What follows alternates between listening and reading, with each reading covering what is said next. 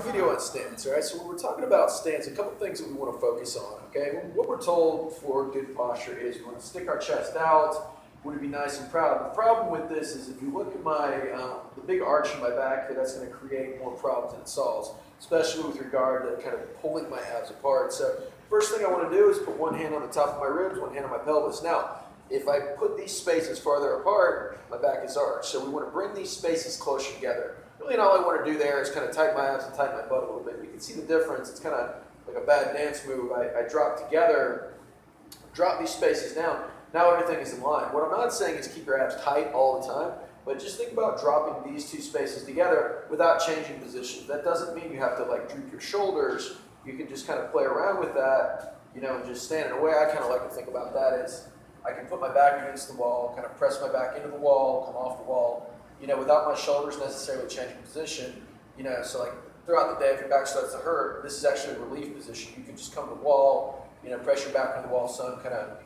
take some breaths in this position and then just come off, and kind of that's what we're looking for. The other thing is when I shift my weight forward, I want you to try this as well.